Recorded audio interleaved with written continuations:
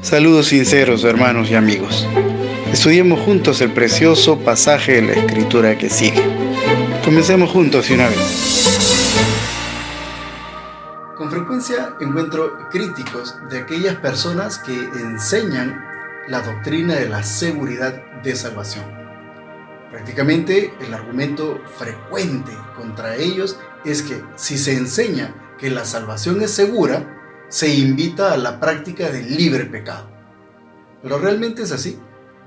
¿Hay entre la doctrina cristiana algo que diga que podemos pecar libremente sin tener temor a una condenación eterna? O de otro lado, los que enseñan la seguridad de salvación, verdaderamente enseñan a la par ese peca no más, que no pasa nada porque la salvación es segura. Veamos este tema. De eso es de lo que quiero tratar y los invito a quedarse con nosotros hasta el final del video para que puedan comprender la verdadera relación entre la doctrina de la seguridad de salvación y la de la práctica de la santidad. Veámoslo juntos. Entonces, ahora que estamos embarcados en este tema, me gustaría que veamos algunas definiciones inicialmente. Entre ellas, quisiera que viéramos cuál es el fundamento bíblico con respecto a la práctica de la santidad y la de la libertad. Y para esto quiero que veamos por lo menos dos citas. En primer lugar, una del libro de Gálatas y otra del libro de los Romanos. Veamos.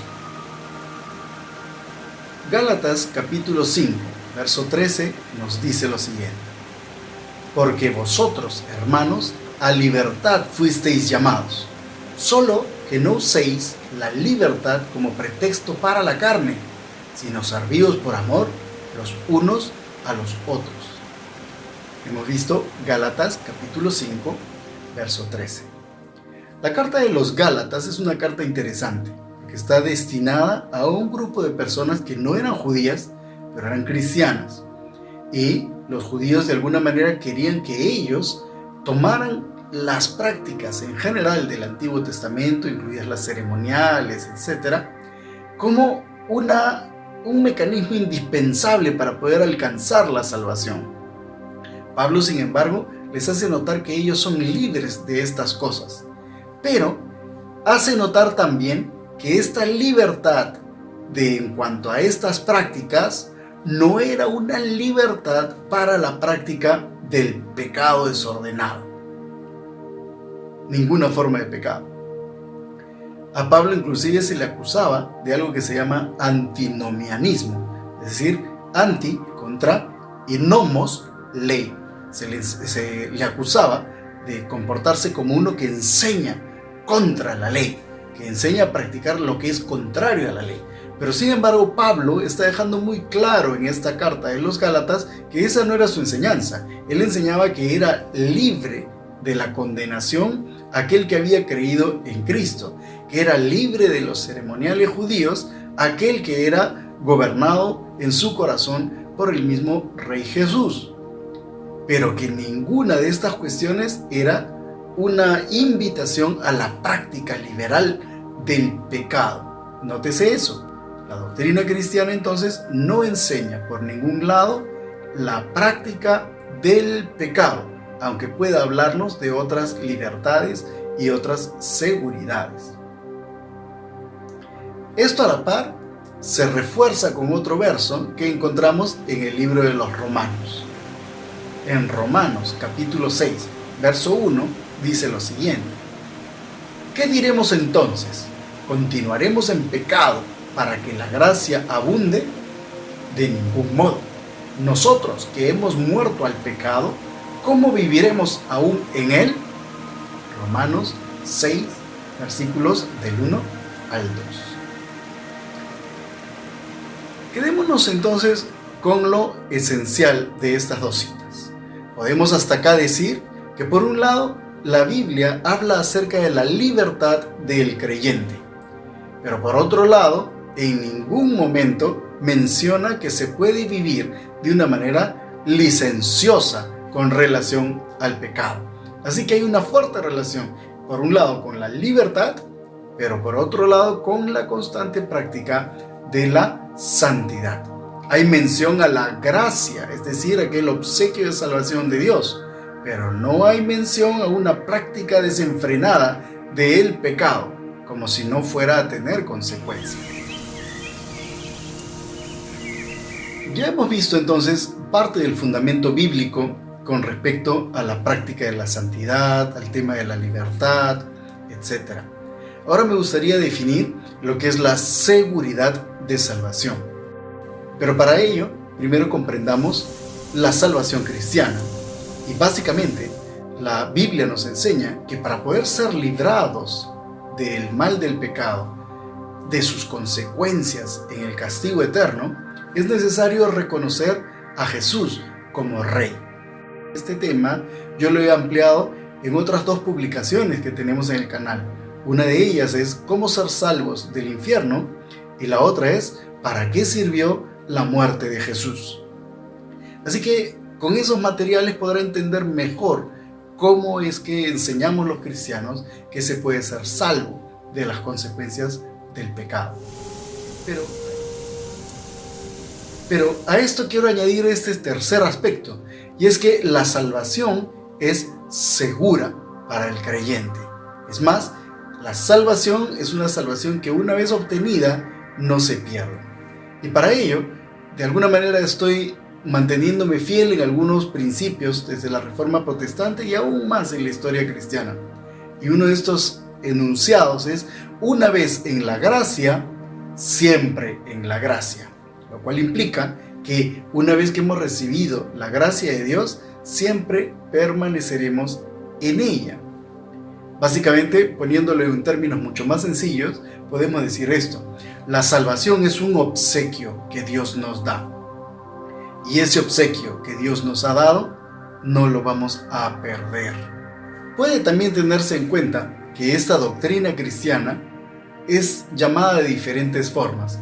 Por un lado, seguridad de salvación. Otra forma de conocerla es la salvación segura. En el ámbito del calvinismo, la expresión sería la perseverancia final de los santos.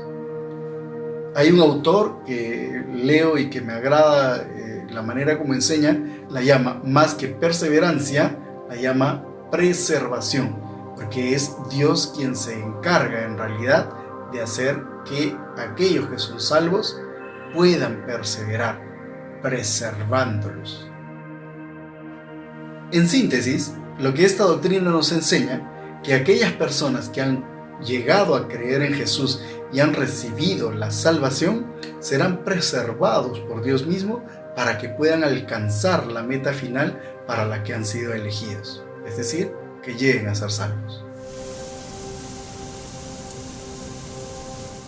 Entonces, después de haber visto esto, nos damos cuenta que hay una controversia, como que hay 2 grupos enfrentados. Ahora, el primer grupo considera que no existe entonces tal doctrina de la seguridad de salvación, mientras el segundo grupo sí. El primer grupo, que considera que no existe tal seguridad de salvación, considera entonces que el hombre debe trabajar constantemente por su propia salvación, como que pone el esfuerzo en el hombre para llegar a ser salvo. En el caso de los calvinistas, el otro extremo indica que la salvación es segura, pero segura ¿por qué? No porque el hombre no deba esforzarse, sino enseña que es segura porque Dios es el que salva, que Dios en ese sentido se encarga de cuidar a aquellos que Él mismo ha rescatado y hecho salvos.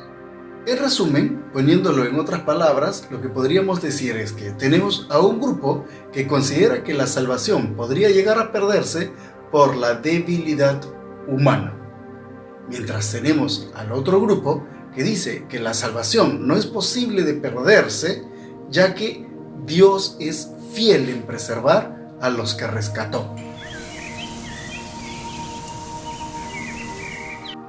Bien, habiendo definido estas cosas, ahora quisiera concentrarme en los fundamentos que nutren la doctrina de la seguridad de salvación. ¿Podemos decir que la salvación es segura? De alguna manera ciertos grupos indican que la salvación se puede perder, porque el hombre podría caer en actos de debilidad que le hicieran perderla finalmente.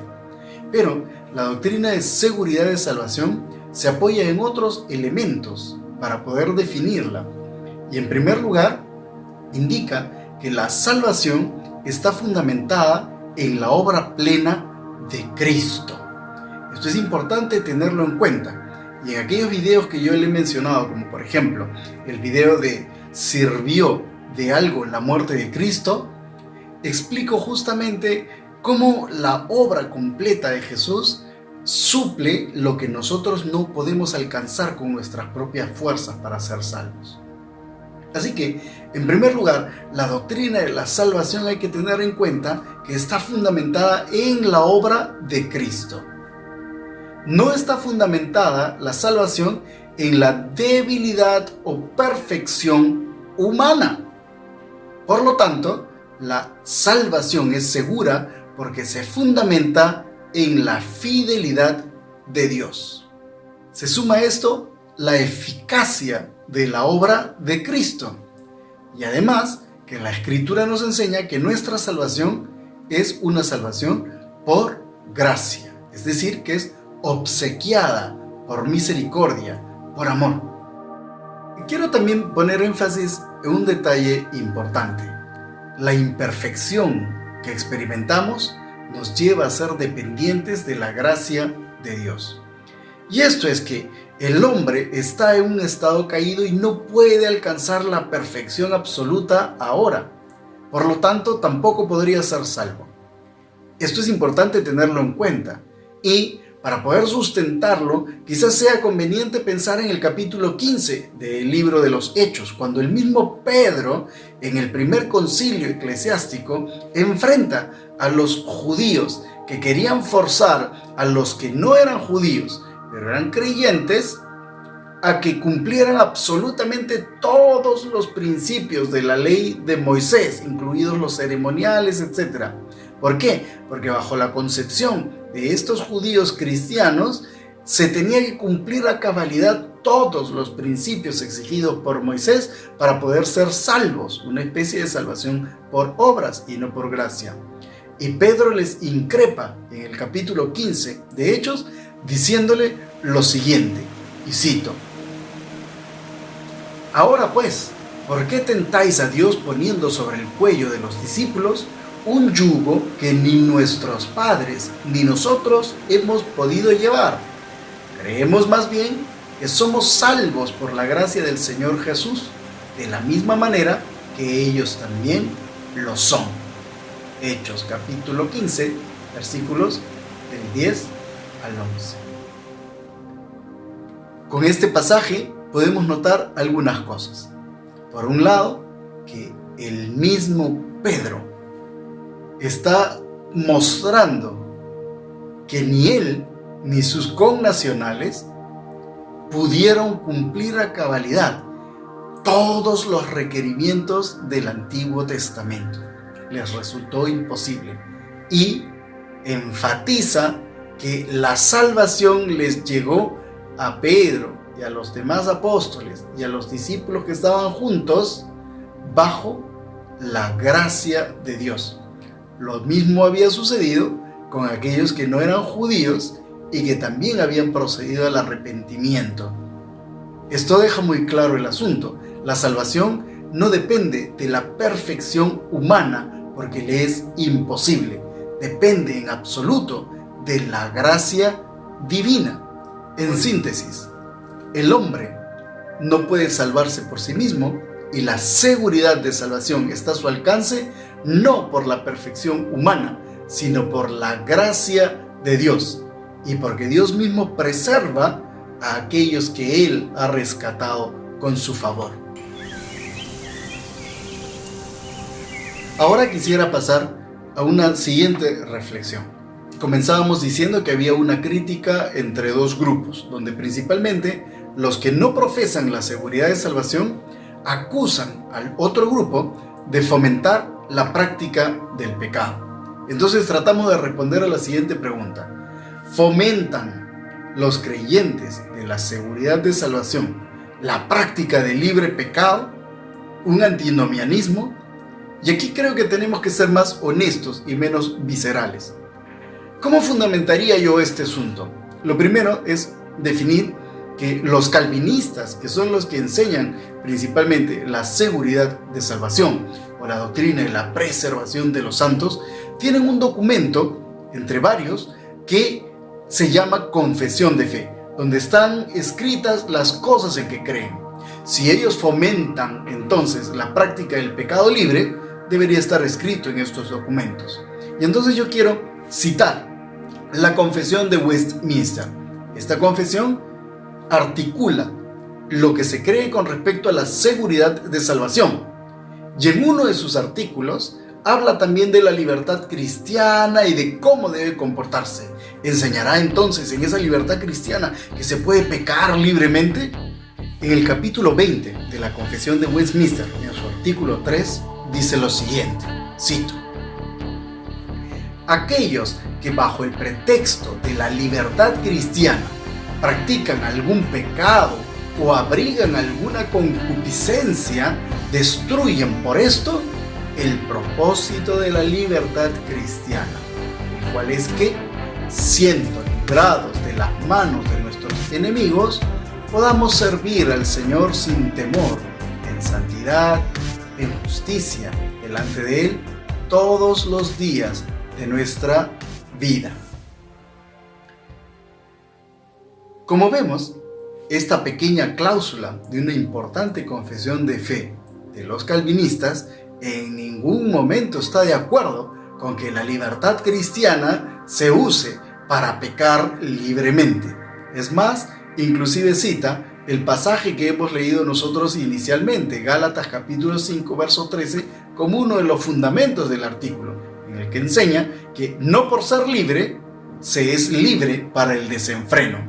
Por el contrario, lo que está diciendo es que esta libertad que se nos ha dado es para que en vez de estar cautivos del temor y que por temor obedezcamos, siendo libres podamos obedecer y practicar el bien. Podríamos decir, por el amor a la justicia, por el amor a Dios, simplemente. Entonces, en síntesis, es que estos grupos calvinistas están fomentando la práctica del libre pecado. ¿Es parte de su doctrina? La verdad es que no. ¿Y es esto una doctrina cristiana? La libertad cristiana es una doctrina absolutamente bíblica, como lo es la práctica de la santificación. En resumen, los calvinistas enseñan la seguridad de salvación, pero no enseñan el abandono de la santidad, como si estuviera pretextado o fundamentado por ella. Y bueno, después de haber visto tantos elementos teóricos, doctrinales, no le veo sentido a simplemente ver la teoría si no vamos a encontrar algo que también sea práctico para nosotros. Y en este particular, me gustaría entonces concentrarme en algunas reflexiones de tipo didáctico. Y la primera cuestión que pondría en énfasis es que es fácil criticar a otro grupo apasionadamente. El grupo que va en contra de los de seguridad de salvación normalmente es conocido como grupo de arminianos, por una serie de elementos históricos que no viene ahorita a colación. Y el grupo que fomenta la seguridad de salvación, de repente lo encontraremos entre luteranos, lo encontraremos también entre calvinistas, entre bautistas, etc. Pero lo que es cierto es que la crítica que se utiliza diciendo que estos fomentan la práctica del pecado no es del todo justa. Y creo que nos lleva a la primera reflexión. Y la primera reflexión es que antes de acusar a un grupo, lo que tenemos que hacer es reflexionar bien en sus enseñanzas, evaluarlas bien y no lanzar acusaciones viscerales y, perdonen el término, falaces, mal fundamentadas. Por el contrario, algo que tenemos que tener en cuenta es que tanto arminianos como calvinistas, resulta que ambos fomentan la santificación. Los dos enseñan la santidad. Continuando con las implicancias prácticas de esta doctrina, creo que repercute también en la salud mental, en la salud emocional del creyente. Encuentra consuelo, encuentra paz, porque sabiéndose imperfecto, sabe a la par que la salvación es segura, no por sí mismo, sino por lo que la obra de Cristo es eficaz, absolutamente eficaz. Le da seguridad también del amor de Dios, le da seguridad de la eficacia que tiene el perdón de Dios sobre su vida. Por lo tanto, la doctrina de la seguridad de salvación aporta consuelo al creyente. Desde el otro ángulo, también habrá que tener en cuenta que es justo hasta cierto punto tener en mente lo que los arminianos critican de los calvinistas, y en el sentido de que, si bien es cierto, podemos fomentar la seguridad de salvación, en ningún momento podemos fomentar la práctica del pecado. Los calvinistas no lo enseñan, pero no faltará por ahí alguno que, entendiendo mal el axioma de la seguridad de salvación, pudiera caer en el delito de decir: peca, peca nomás, la salvación es segura. Y esto por ningún medio ha quedado permitido en este material que estamos estudiando. La Biblia nos enseña a ser santos. La Biblia nos enseña a no utilizar la libertad cristiana para una vida licenciosa. La salvación nos ha dado la oportunidad de estar en paz con Dios, y por lo tanto el creyente tiene que esforzarse por responder con gratitud y con santidad a estos dones que Dios mismo está entregando.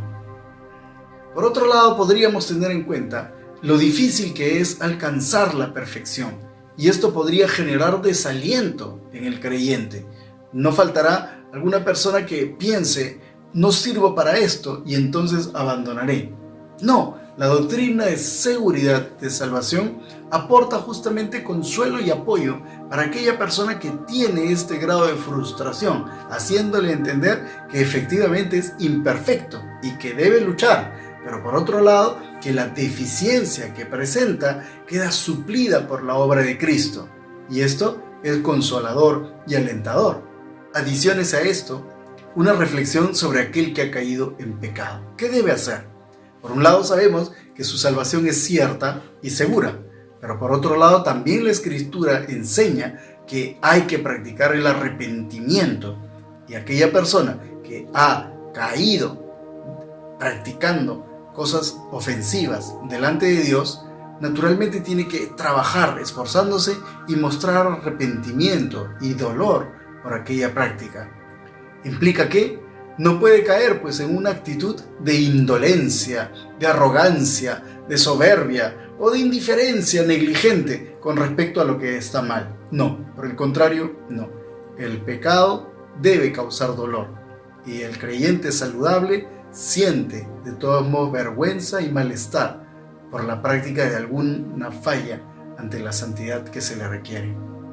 Por otro lado, un aspecto que es importante también, y lo estudiaremos en otro momento en lo que es la santificación, es que el creyente que está experimentando debilidad en ciertas áreas y está cayendo en ciertos pecados, debe por un lado arrepentirse, y por otro lado también tiene que trabajar en este proceso de crecimiento espiritual. Para ello puede recurrir a lo que podríamos llamarle medios objetivos de gracia.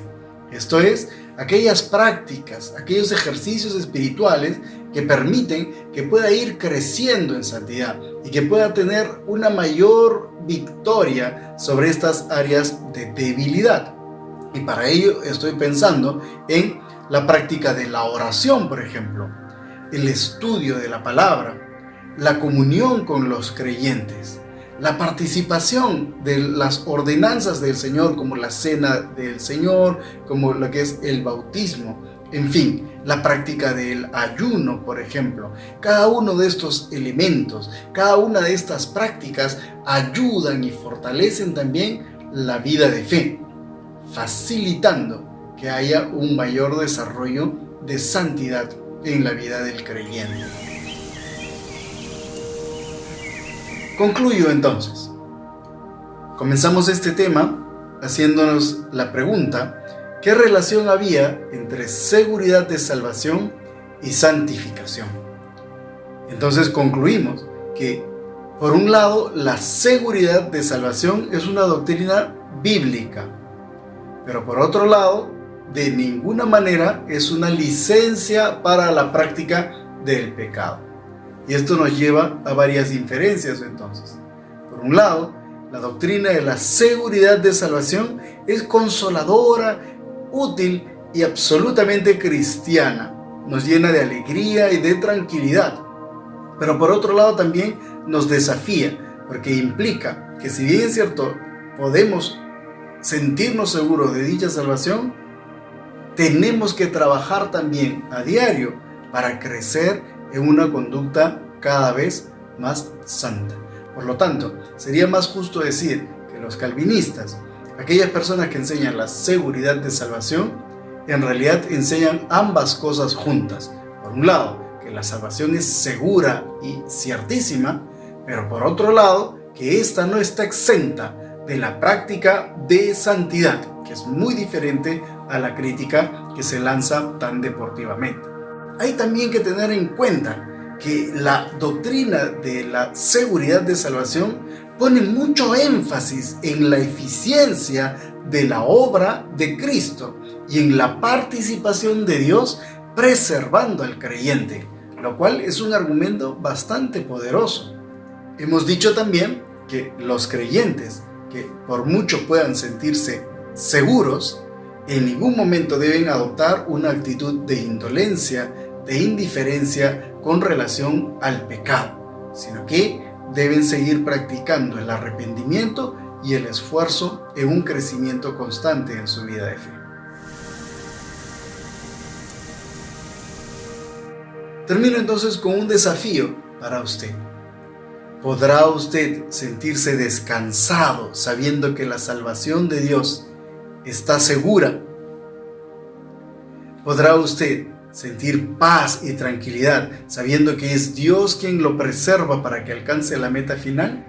A la par, estando consciente de la importancia de la santidad y el amor que esto expresa y la gratitud que esto expresa, ¿practicará usted la santidad creciente? ¿Seguirá esforzándose en mejorar su conducta delante de Cristo? Hagamos estas cosas, hermanos, y saquemos buen provecho de la obra salvadora de Cristo. Oramos entonces. Señor Jesús, te damos gracias porque tú nos has hablado por medio de tu palabra y tu doctrina. Y bien, Señor, sabemos que tu obra ha sido eficaz para alcanzar para nosotros una salvación que es imposible por nuestros propios medios. Por eso, la salvación es gratuita. Por eso, la salvación es por la gracia y por la fe. Bendito Señor, con esto también entendemos la importancia de ser agradecidos y de esforzarnos en la práctica de la santidad de manera responsable. Ayúdanos, por la obra de tu Espíritu Santo, a perseverar en la fe. Ayúdanos, por la obra de tu Espíritu, a crecer en la santidad, pareciéndonos cada vez más a ti. Gracias, Señor. En el nombre de Jesús. Amén. Si consideras que estos temas fortalecen tu vida de fe, entonces apoya esta labor misionera. Suscríbete a nuestro canal, dale clic a la campanita, compártelos también con tus amistades. De esa manera, esta palabra puede llegar hasta los rincones de la tierra